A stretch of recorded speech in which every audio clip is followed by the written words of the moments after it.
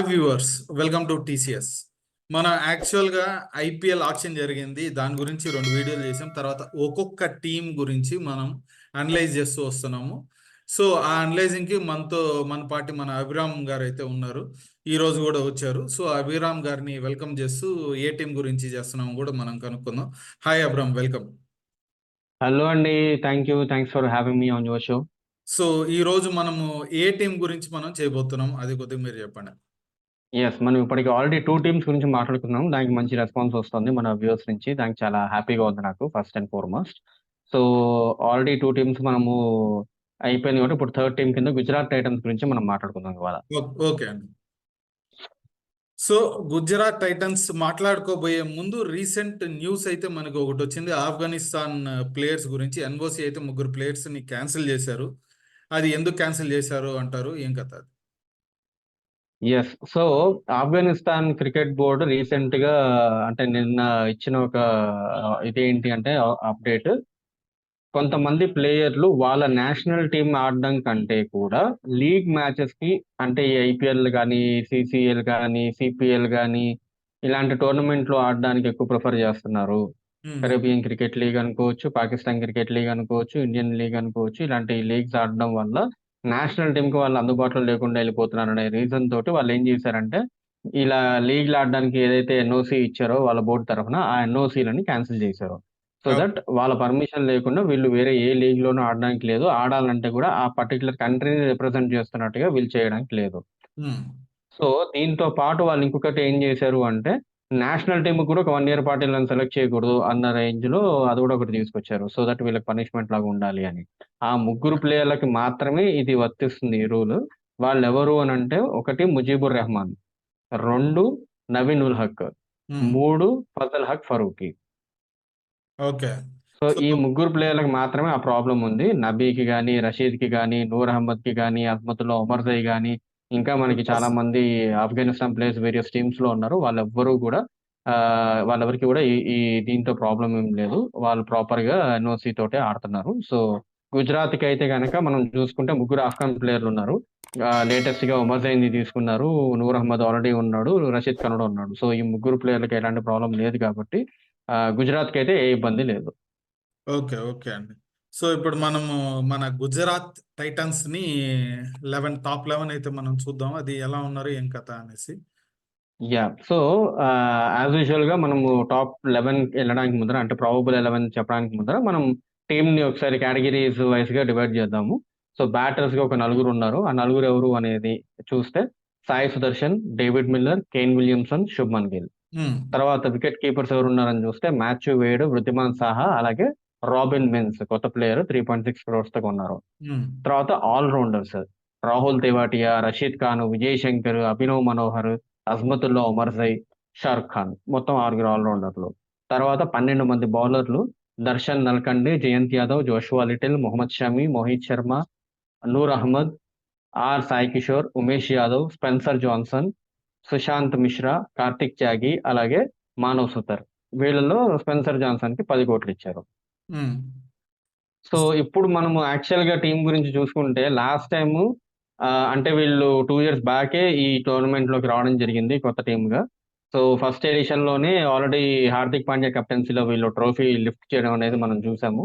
Second edition లో కూడా కొంచెంలో వీళ్ళు మిస్ అయ్యారు. ఎందు గురించి అంటే, ఇంకొక 5 hours ఉంటే మ్యాచ్ అయిపోతుందనగా వర్షం పడడం, డక్వర్త్ లూయిస్ కింద సిఎస్కే కి మ్యాచ్ గెలిచేసినట్టుగా అనౌన్స్ చేయడం వల్ల వీళ్ళు సెకండ్ టైం రన్నర్ అప్ గా మిగిలారు. లేకపోయి ఉంటే కనుక ఆ మిగిలిన 5 overs లో సిఎస్కే 43 runs స్కోర్ చేయాల్సిన అవసరం ఉండింది. అప్పటికే ఎంఎస్ ధోని లాంటి ప్లేయర్ కూడా అవుట్ అయిపోవడం జరిగింది. కేవలం శివం దుబే అండ్ జడేజా ఆడుతున్నారు. నెక్స్ట్ రాబోయే ప్లేయర్లలో ఎవరన్నా కొంచెం బ్యాటింగ్ చేయగలరా అంటే అది కేవలం మోయిన్ అలీ ఒకడే. సో 30 balls లో 43 runs చేయడం అనేది, అందులోనూ ఫైనల్లో చేజింగ్ చేస్తున్నప్పుడు ఓవర్ హెడ్ కండిషన్స్ లో, ఆ అది కొంచెం మ్యాచ్ ఎలాగైనా వెదర్ పోయే ఫోర్కాస్ట్ కూడా, ఇదైతే ఉంది. ఎగ్జాక్ట్లీ వెదర్ ఫోర్కాస్ట్ కూడా అప్పుడు కొంచెం కూల్ వెదర్ లో ఉండడం వల్ల, ఎందుకంటే వర్షం పడింది కాబట్టి. సో ఒకవేళ ఏదో ఒకటి చేసి ఆ 5 hours కనుక జరిగేలా చూసుంటే మేబీ వీళ్ళు బ్యాక్ టు బ్యాక్ 2 titles గెలిచి ఉండేవాళ్ళేమో. బట్ అన్ఫార్చునేట్లీ అది కుదరలేదు. బట్ ఆ మ్యాచ్ లో సాయి సుదర్శన్ ఫెంటాస్టిక్ పర్ఫార్మెన్స్ చేసి 96 runs కొట్టాడు. జస్ట్ లో సెంచరీ మిస్ అయిపోయింది. అండ్ ఆ తర్వాత అతను ఇండియన్ టీమ్ కూడా సెలెక్ట్ అవ్వడం, ఇప్పుడు బ్యాక్ టు బ్యాక్ 2 హాఫ్ సెంచరీలు కొట్టడం నేషనల్ టీమ్ కి ఆడి. సో ఇదంతా కూడా మనకు తెలుసు. సో చాలా బెటర్ ప్లేయర్ గా సాయి సుదర్శన్ అయితే ఎమర్జ్ అయ్యాడు ఆ సీజన్ నుంచి ఈ సీజన్ లోపల. ఎగ్జాక్ట్లీ, కొద్దిగా డిపెండబుల్ ప్లేయర్ గా అయితే కూడా వస్తా ఉన్నారు. టీమ్స్ ఉమ్, కూడా మంది సౌత్ ఆఫ్రికాలో వచ్చినప్పుడు ఆల్మోస్ట్ ఆల్ T20 కూడా వన్డే కూడా చాలా బ్రహ్మాండంగా కొత్త టీములతో వచ్చారు. మెయిన్ ప్లేయర్స్ అని అవును. పక్కన పెట్టి కూడా మనం డ్రా చేసాము, విన్ చేస్తా ఉన్నాం. బాగుంది. సరే, అయితే ఇప్పుడు మనం గుజరాత్ టైటాన్స్ కి వచ్చామంటే మన ఓపెనర్స్ లాస్ట్ టైం ఉన్నట్టే యాజ్ యూజువల్ గిల్, సాహా ఉండబోతారా, లేదా గిల్ రెగ్యులర్ గా ఉన్నాడు కానీ సాహాని వేడ్ బదులు తెచ్చారు ఒకసారి. అది స్టార్టింగ్ వేడ్ ఉమ్, కూడా 1-2 సార్లు ఓపెన్ చేశాడు, తర్వాత సహా వచ్చాడు. సో ఉమ్. ఇప్పుడు ఎలా ఉండబోతుంది నీ టాప్ టీమ్, టాప్ 11? యా, మెజారిటీగా లాస్ట్ టైం ఉన్న టీమే కంటిన్యూ అవడానికి ఛాన్స్ ఉంది. కాకపోతే ఒక ఇద్దరు ప్లేయర్లకు అయితే టీంలో స్లాట్ కావాలి. ఎందు గురించి అని అంటే హార్దిక్ పాండ్యా వెళ్ళిపోవడం వల్ల ఒక ఎమినెంట్ బ్యాట్స్మెన్ అండ్ బౌలర్ రెండు రకాలుగానే అతని టీం కి ఒక ప్రాపర్ గా మంచి కాంట్రిబ్యూట్ చేయగలిగిన ప్లేయర్. సో అతను లేడు కాబట్టి అతన్ని ఆ ప్లేస్ ని భర్తీ చేయడం కోసం మనకి వేరే ప్లేయర్ కావాలి. ఒక రకంగా అస్మతుల్లా ఉమర్జే అనే ప్లేయర్ ని ఆ రోల్ గురించే తీసుకున్నారు. అతను హిట్టింగ్ చేయగలడు, బౌలింగ్ కూడా వేస్తాడు. సేమ్ హార్దిక్ లాగా ఇతను కూడా పేస్ బౌలరే, స్పిన్ కాదు. సో కాబట్టి ఒకటే ప్రాబ్లం ఏంటంటే ఇతను ఫారినర్ అయిపోయాడు.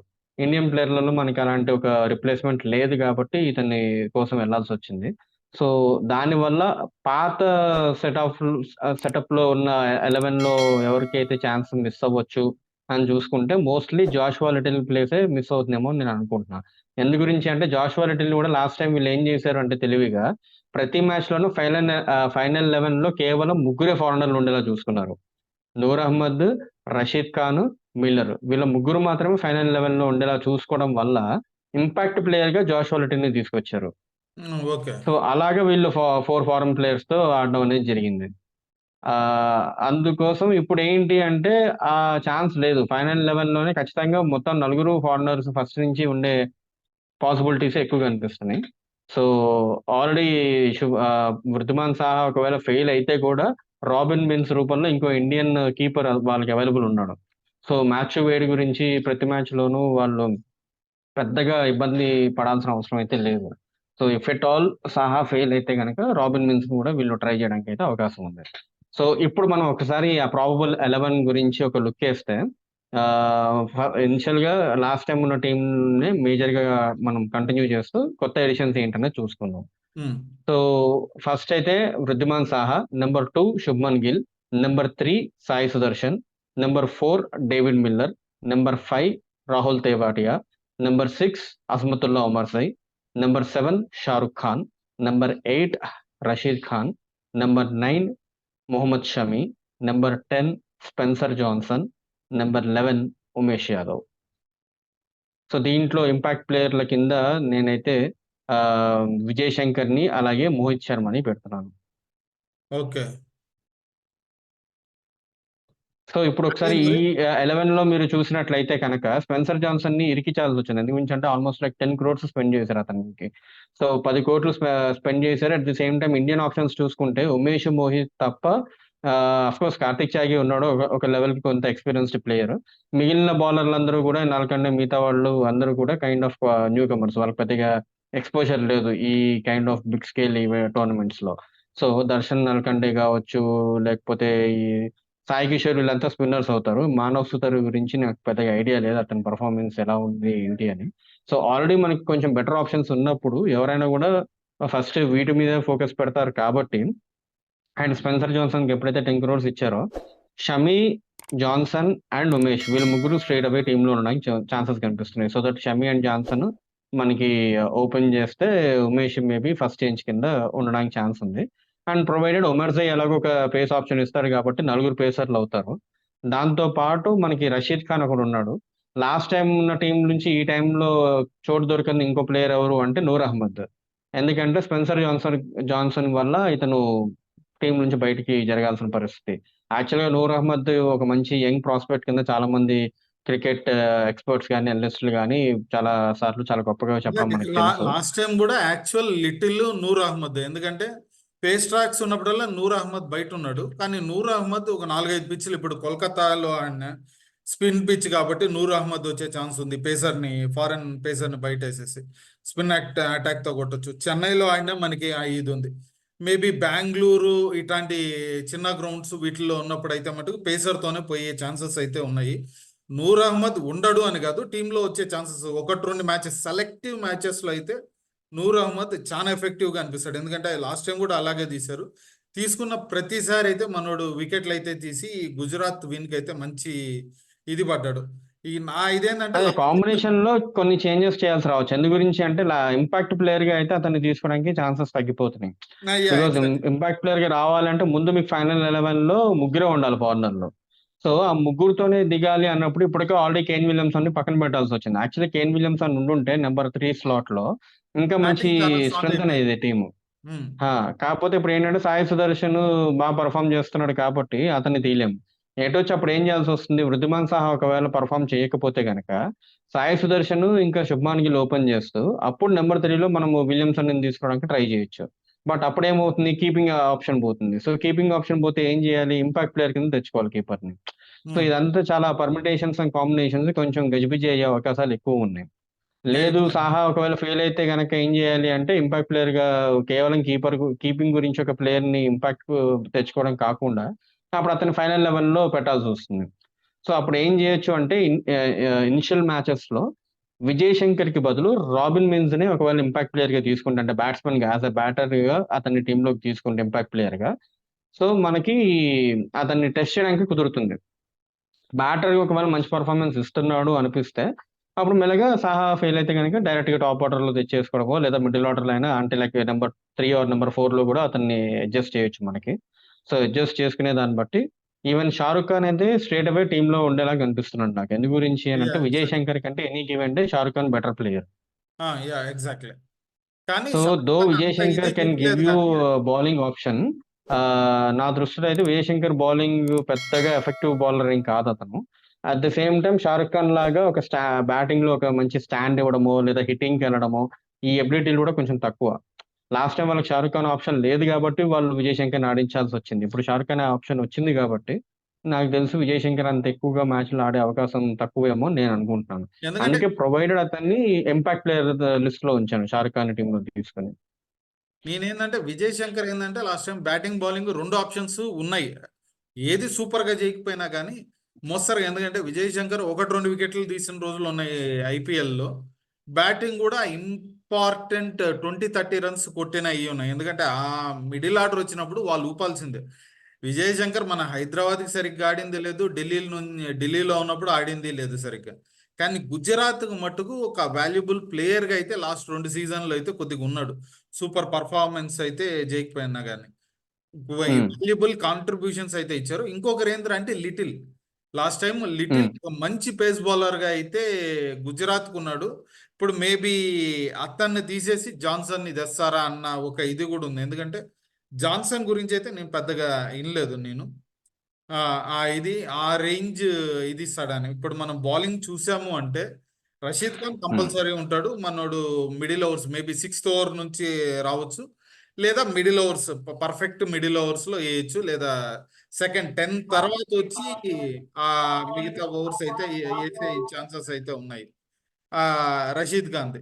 సమీ అయితే ఓపెనింగ్ వేస్తాడు. ఉమేష్ యాదవ్ మనకి ఉన్నాడు అంటే బౌలర్. ఉమేష్ యాదవ్ని మనం ఓపెనింగ్ స్పెల్లోనే వాడాలి. ఎందుకంటే టువర్డ్స్ ద ఎండ్ అయితే మనం ఉమేష్ యాదవ్ని వాడలేం. ఎక్కువ రన్స్ అయితే ఇస్తాడు, ఓపెనింగ్ మంచిగా వేస్తాడు. సో ఎండ్కి ఎవరెవరు చూస్తారు, ఎందుకంటే సమీ స్టార్టింగ్ వేయగలుగుతాడు, ఎండ్ వేయగలుగుతాడు. పర్ఫెక్ట్ బౌలర్ సమీ. స్టార్టింగ్ వేస్తాడా, ఎందుకంటే ఉమర్ జాయి చూసామంటే ఉమర్ జాయి టీంలో ఉన్నాడంటే ఒక మంచి బౌలర్, రెండు సైడ్లు స్వింగ్ చేయగలుగుతాడు. సో స్టార్టింగ్ చేయగలుగుతారు. ఉమర్ జాయి ఉన్నాడంటే ఉమర్ జాయి ఉమేష్ యాదవ్ ఓపెనింగ్ చేసి సమీ ఎట్ట తిరిగి మనకి ఫస్ట్ చేంజ్ గానే వస్తా ఉన్నాడు. జనరల్ గా ఇండియన్ టీమ్ లో చూసినా గానీ ఉమ్. ఓపెనింగ్ అంటే ఫస్ట్ చేంజ్ గా వస్తున్నాడు. కొద్దిగా రఫ్ అయినప్పుడు అప్పుడు మనోడు ఇంకా కంట్రోల్ చేసి ఇంకా బాగా వేస్తున్నాడు ఎలా వేయాలో అని. సో బౌలింగ్ ఎలా ఉండబోతుంది అనుకున్నారు, ఎలా ఓపెనింగ్ ఎవరితో అయిపోతారు, ఎండింగ్ స్లాగ్ ఎవరితో వస్తుంది అనుకుంటున్నావు? లేదు ఆప్షన్స్ ఇప్పుడు మీరు చెప్పినట్టుగా ఇప్పుడు స్పెన్సర్ జాన్సన్ గురించి మనకైతే క్లియర్ కట్ గా అవగాహన లేదు. అతను స్వింగ్ ఎక్కువ చేస్తాడా, బౌన్స్ ఎక్కువ చేస్తాడా, పేస్ లో ఎక్కువ ఉంటుందా అని. ఎందుకంటే ఇండియన్ పిచెస్ మీద అతను ఎలా పర్ఫామ్ చేస్తాడా అనేది ఇదే ఫస్ట్ టైం కాబట్టి అతని పర్ఫార్మెన్స్ మీద ఈ కాంబినేషన్ ని కొంచెం అటు ఇటు చేయడం అనేది జరుగుతుంది. సో ప్రాపర్ గా వీళ్ళే ఉంటారని లేదు. అట్ ది సేమ్ టైం మీరు చెప్పిన ఒక పాయింట్ తో నేను అగ్రీ చేసేది ఏంటి అంటే, షమి నేషనల్ టీమ్ కి కూడా అతను ఫస్ట్ చేంజ్ బౌలర్ గానే వచ్చాడు కానీ ఓపెనింగ్ స్పెల్ చేయలేదు కాబట్టి అతను మోస్ట్లీ మళ్ళీ ఫస్ట్ చేంజ్ కింద రావడానికి ఛాన్సెస్ ఉన్నాయి. అండ్ ఉమర్జై గానీ, ఉమేష్ గానీ వీళ్ళెవరు చేస్తారనేది కూడా చూడాలి. నాకు తెలిసి ఉమేష్ యాదవ్ అయితే పెద్ద స్వింగ్ చేసే బౌలర్ అయితే కాదు. అతనికి అంత స్వింగ్ రాదు ఎక్కువ. అతను మోర్ పేస్ మీద గానీ లేదా వికెట్ మీద ఎక్కువ డిపెండ్ అయ్యే ఒక బౌలర్‌గా నేను చూస్తాను అతన్ని. సో అందు గురించి ఆప్షన్స్ అయితే చూద్దాం. 4 ఆప్షన్స్ ఉన్నాయి. ఇప్పుడు మనం అనుకున్న ఫైనల్ 11 లాగైతే. ఉమేష్ ఉన్నాడు, జాన్సన్ ఉన్నాడు, షమి ఉన్నాడు, ఉమర్‌సై ఉన్నాడు. 4 ఆప్షన్స్ ఉన్నాయి pace. At the same time రషీద్‌ని పెట్టాము. ఒక స్పిన్నర్. తర్వాత రాహుల్ తేవాటి అని కూడా మనం మిస్ కాకూడదు. అతను ఆ! కొంచెం యాహ్! Handy bowler. సో ఇది 2 స్పిన్ ఆప్షన్స్ ఉన్నాయి. వీటితో పాటు సాయి సుదర్శన్ అయితే 1, 2 సార్లు ట్రై చేశాడు బౌలింగ్ ఏయడానికి. అతను ప్రాపర్ బౌలరా అంటే చెప్పలేము. ఈసారి అతనికి ఎంత ఎన్ని ఆప్షన్స్ వస్తాయి? ఐ మీన్ ఎన్ని మ్యాచెస్‌లో అతను బౌలింగ్ ఆప్షన్‌ని యూజ్ చేసుకుంటారనేది చూడాలి. సో ప్రొవైడెడ్ అందు గురించే నేను ఇంపాక్ట్ ప్లేయర్‌లలో మోహిత్ శర్మని కూడా యాడ్ చేసింది. సో దట్ మోహిత్ కూడా ఒక బౌలర్‌గా యాడ్ అయినప్పుడు అతను మళ్ళీ ఓపెనింగ్ స్పెల్‌లో వస్తాడా? మిడిల్ ఓవర్స్‌లో ఏస్తాడా? ఇది ఒక డౌట్ ఉంటుంది. ఎందుకంటే మనకి విడిగా చూసుకుంటే ఒకవేళ స్పిన్నర్ గావాలి మనకి ఇద్దరే స్పిన్నర్‌లు అయిపోయారు. రషీద్ అండ్ తెవాటియా అనుకుంటే, అప్పుడు ఇంపాక్ట్ ప్లేయర్‌లలో మోహిత్‌కి బదులు జయంత్ యాదవ్‌తో ఎళ్ళొచ్చు. బికాజ్ హ్మ్. ఆల్రెడీ టీమ్‌లో నలుగురు పేస్ ఆప్షన్స్ ఉన్నప్పుడు షమీ, జాన్సన్, ఉమేష్, ఉమర్ సైలా అప్పుడు మోహిత్‌ని తీసుకోవడం కంటే మనం స్పిన్ గావాలి అనుకున్నారంటే జయంత్ యాదవ్‌తో ఎళ్ళడానికి ఛాన్స్ ఉంది ఇండియన్ స్పిన్నర్ కింద. సో, ఇలా మల్టిపుల్ ఆప్షన్స్ అయితే వాళ్ళకున్నాయి. ప్రొవైడెడ్ ఏంటి అంటే, ఏ నలుగురు ఫారినర్‌లను వాళ్ళ టీమ్‌లో పెడతారు అనే దాన్ని బట్టే. ఎందుకంటే లాస్ట్ టైమ్ ఆడిన టీమ్‌లో నూర్ అహ్మద్ అండ్ జోషువా లిటిల్‌కి స్ట్రెయిట్ అవే మనకిక్కడ పెద్దగా స్పేస్ కనిపించట్లేదు. At the same time Williamson లాంటి ఒక మంచి సాలిడ్ టాప్ ఆర్డర్ బ్యాట్స్‌మన్ ఉన్నా, అతనికి ఎంతవరకు టీమ్‌లోకి స్కోప్ దొరుకుతుంది రావడానికి అనేది తెలియట్లేదు. సో, ఈ ముగ్గురు కీ ప్లేయర్‌లని ఎలాగ వాళ్ళు యుటిలైజ్ చేస్తారు అనే దాన్ని బట్టి ఉంటుంది. ఎందుకంటే ఇప్పుడు మిల్లర్ ఒకవేళ మిడిల్ ఆర్డర్‌లో ఫెయిల్ అవుతున్నట్లయితే గనక, మిల్లర్‌ని మనం మార్చుకోవచ్చు. అప్పుడు ఆ! మిల్లర్‌ని తీసేసి టాప్‌లో ఏమన్నా ఒకవేళ విలియమ్సన్‌ని తెచ్చుకొని అట్లా ఏమన్నా చేస్తారా? లేదా వేడ్‌ని తీసుకొచ్చి వేడ్‌ని మిడిల్ ఆర్డర్‌లో ఆడిస్తారా? ఎందుకంటే ఇప్పుడు ఒకవేళ మన వృద్ధిమాన్ సాహా ఫెయిల్ అవుతుంటే, రాబిన్ విన్సన్ తెచ్చే పరిస్థితి లేదు అంటే గనక అప్పుడు మిల్లర్‌ని బదులు వేడ్‌ని తేవాలి. అక్కడ ఆ స్వాపింగ్ జరగాలి. సో, అప్పుడు టాప్‌లో ఏం చేయొచ్చంటే సుదర్శన్‌ని, గిల్‌ని ఓపెన్ చేపియాలి. సో, అలాగా ఈ పర్ముటేషన్స్ అండ్ కాంబినేషన్స్ మారుతూనే ఉంటాయి. ఒక గుడ్ థింగ్ ఏంటి అంటే మిడిల్ ఆర్డర్‌లో 'షారుఖ్ ఖాన్' లాంటి ఒక ఇండియన్ బ్యాట్స్‌మన్ కొంచెం స్ట్రాంగ్‌గా వాళ్ళకక్కడ ఉండడం వల్ల, వాళ్ళు కొంచెం దే కెన్ ప్లే అరౌండ్. ఆ టాప్ ఆర్డర్‌తో కావచ్చు, బౌలింగ్ ఆప్షన్స్‌తో కావచ్చు, దే కెన్ ప్లే అరౌండ్. కొంచెం ధైర్యంగా చేయొచ్చు. ఎందుకంటే విజయ్ శంకర్‌ని అక్కడ పెట్టుకొని వాళ్ళు ఆడేదానికిను, 'షారుఖ్ ఖాన్' అక్కడ పెట్టుకొని మిగతా ప్లేయర్స్‌ని మార్చేదానికిను కొంచెం డిఫరెన్స్ అయితే ఉంది నాకు సంబంధించినంత వరకు. సో, హ్మ్. అందు గురించి ఈ పర్ముటేషన్స్ అండ్ కాంబినేషన్స్‌కి కీ మ్యాన్ ఎవరన్నా ఉన్నారంటే అది 'షారుఖ్ ఖాన్.' సో, అతను కంపల్సరీగా ప్రతి మ్యాచ్‌లోనూ 11లో ఉంటే వీళ్ళకి కొంత సపోర్ట్ ఉంటుంది. పైన మార్పులకైనా, కింద మార్పులకైనా. 'షారుఖ్ ఖాన్' హాఫ్ బ్రేక్ గూడా ఏస్తాడు గదా! ఒక 1, 2 ఓవర్స్ అయితే ఏసే అవకాశాలు ఉన్నాయంటావా? అవునవును. అందుకనే ఆల్ రౌండర్స్ లిస్ట్‌లోనే చెప్పాను అతని పేరు. బట్ అదే అతని బౌలింగ్ ఎబిలిటీని ఎంతవరకు టీమ్ యూజ్ చేసుకుంటుందనే దాన్ని బట్టి కూడా డిపెండ్ అవుతుందది. ఓకే. ఓకే. సో, కెప్టెన్సీ ఎలా ఉండబోతది అనైతే అనుకుంటున్నాను. ఎందుకంటే చాలా ఫస్ట్ టైమ్ కెప్టెన్ ఇప్పుడు. ఎక్సైటెడ్‌గా ఉన్నాను. అదే Shubman Gill first time captaincy చేస్తున్నాడు. సో, అతను అంతకుముందు ఎ ఎ ఎ వేరియస్ లెవెల్స్‌లో ఎప్పుడన్నా కెప్టెన్ చేసాడా అని చెప్పైతే నాకంత అవగాహన లేదు. నేను దాని గురించి చెక్ చేశాను గానీ నాకెక్కడ అంత ఇన్ఫర్మేషన్ దొరకలేదు. నాకు తెలిసి మరి అతను ఎప్పుడు చేయలేదనుకుంటా. I am not sure. So, ఒకవేళ ఎవరన్నా చూస్తున్న వ్యూవర్స్‌లో అతని కెప్టెన్సీ గురించి ఏమన్నా ఐడియా ఉంటే కామెంట్స్‌లో మనకి చెప్పొచ్చు. సో, నాకు సంబంధించినంత వరకైతే నేను చాలా ఎక్సైటెడ్‌గా ఉన్నాను. ఎందుకంటే ఖచ్చితంగా ఒక మంచి ఫ్యూచర్ ఉన్న ప్లేయర్. నేషనల్ టీమ్‌కి రెగ్యులర్‌గా ఆడే ఒక ప్లేయరు. మంచి ఓపెనరు. 3 ఫార్మాట్‌లలోనూ అతను ప్రూవ్ చేసుకుంటున్నాడు. ఆల్రెడీ లాస్ట్ ఎడిషన్‌లో గూడా అతను చాలా మంచి నాక్స్ ఆడాడు ఓపెనింగ్‌లో గుజరాత్‌కి. సో, పైగా లోకల్ బాయ్. గుజరాత్ పర్సనే. అంటే వేరే ఎగ్జాక్ట్‌లీ. ఏదో కాకపోతే స్టేట్‌లో పుట్టి ఇక్కడికొచ్చి ఆడడం గాకుండా అతను గుజరాత్‌లోనే పుట్టాడు. గుజరాత్‌లోనే పెరిగాడు. ఇప్పుడు గుజరాత్‌కి అతను లీడ్ చేసే ఒక ఆపర్చునిటీ రావడం అనేది చాలా బిగ్గెస్ట్ ఆపర్చునిటీ. దాన్ని ప్రాపర్‌గా యుటిలైజ్ చేసుకుంటే రేపొద్దున డైరెక్ట్‌గా టీమ్ ఇండియాకి గూడా అతను కెప్టెన్సీ చేసే ఛాన్సెస్ ఉంటాయి. ఎందుకంటే మన టీమిండియా చాలా మంది కెప్టెన్సీని చేస్తుంది. కేఎల్ రాహుల్ చేస్తా ఉన్నాడు. హార్దిక్ పాండ్యా కెప్టెన్సీ చేశాడు. సో, చాలా మంది అయితే ఉన్నారు. కెప్టెన్సీల్లోనే ఒక క్రౌడెడ్ ఇదైతే మనకి కనిపిస్తా ఉంది. అండ్ ఎందుకంటే కెప్టెన్ గురించి చాలా మంచి బ్యాట్స్‌మెన్. అది అయితే మనము మెచ్చుకోవాలి శుభ్మన్ గిల్‌ని. కానీ ఇప్పుడు మంచి బ్యాట్స్‌మెన్స్ అంతా మంచి కెప్టెన్‌లు అవ్వాలని రూల్ లేదు. ఎగ్జాంపుల్ తీసుకున్నామంటే మన గాడ్ సచిన్ టెండూల్కర్ ఉన్నప్పుడు అతను క్యాప్టెన్సీ తీసుకున్నప్పుడు బ్యాటింగ్ బాగా ఇదయ్యి అతను నాకు వద్దు, నా బ్యాటింగ్ ఇదైపోతుంది, నేను కాంట్రిబ్యూట్ చేయలేకపోతున్నానని వాలంటరీగా వదిలేశాడు. వాలంటరీగా వదిలేసి చాలా జూనియర్ల కింద అంతా కూడా చాలా నీట్గా ఆడాడు, ఆ ఈగో ఫీలింగ్ లేకుండా. ఎందుకంటే అది నాకు తెలిసి ప్లేయర్లో ఆ ఈగో ఫీలింగ్ లేకపోవడం అన్నది చాలా కష్టం. ఎందుకంటే ఒక ధోని కింద అంతా కూడా ఇప్పుడు ఏంది, సచిన్ 89లో వచ్చాడు, ధోని 2004లో వచ్చాడు. దాదాపు ఒక జనరేషన్ కొంతమంది ప్లేయర్లు వచ్చి రిటైర్డ్ కూడా అయిపోయారు ఆ మధ్యలో. సో అంతా సీనియర్ మోస్ట్ ప్లేయర్ ధోని కింద 2007 నుంచి 11 3-4 ఇయర్స్ అయితే సచిన్ కింద ఆడడం అన్నది నాకు చాలా బాగా అనిపించింది. శుభ్మన్ గిల్ బ్యాటింగ్ ఏమన్నా దెబ్బ తింటాది అనుకుంటున్నావా? ఆ క్యాప్టెన్సీ ప్రెషర్ ఏమన్నా చేస్తుంది అనుకుంటున్నావా? ఎందుకంటే ఆల్రెడీ ఒకసారి గెలిచారు గుజరాత్, రెండోసారి గెలిచే దీంట్లో అదృష్టం కలిసి రాలేదు. ఇంకా నేను దానికి మించి ఏం చెప్పలేను. బాగా ఆడలేదు అని కాదు, అదృష్టం కలిసి రాలేదు. వాన ఇది సో శుభ్మాన్ గిల్ గురించి చూస్తే బేసికలీ ఏంటి అంటే అతనికి ప్రస్తుతం బ్యాటింగ్ లో చిన్న రఫ్ ప్యాచ్ ఏదో జరుగుతున్న ఫీలింగ్ ఉంది నాకు. ఎందుకంటే అతను ఏదైతే ఒక మంచి హై నోట్ తో స్టార్ట్ చేశాడు అతని కెరీర్ ని, ప్రస్తుతం ఆఫ్ లేట్ జరుగుతున్న కొన్ని సిరీస్ లో అవి చూసుకుంటాం మనకి టోర్నమెంట్స్ లో కానీ అంత ఎక్స్పెక్టెడ్ లెవెల్ కి అతని పర్ఫార్మెన్స్ లేదు. అంటే ఎక్కువ హాఫ్ సెంచరీస్ కొట్టడం కానీ సరే సెంచరీస్ కొట్టడం అయితే కానీ ఇప్పుడు లాస్ట్ క్వశ్చన్, వాటి మీద. టాప్ 4 లో ఇది ఉంటుందా ఉండదా అది ఒకసారి చెప్పేస్తే మనం. టాప్ 5 లో అయితే ఉండే ఛాన్స్ ఉంది. టాప్ 5 అంటే 2 సార్లు గెలిచినా ఉమ్. కానీ మీరు టాప్ 4 అయితే వేయట్లేదు. సరే కానివ్వండి. అయితే మనము నెక్స్ట్ వీడియోలో ఇక్కడ ఎండ్ చేసుకుందాం, చాలా లెంగ్త్ అయిపోయింది వీడియో. మనం నెక్స్ట్ వీడియోలో ఉమ్. టీంతో అయితే మాట్లాడదాం. వచ్చినందుకు చాలా థ్యాంక్స్ అభిరామ్. మనం థ్యాంక్ యూ. వీడియోలో కలుద్దాం అయితే. డన్.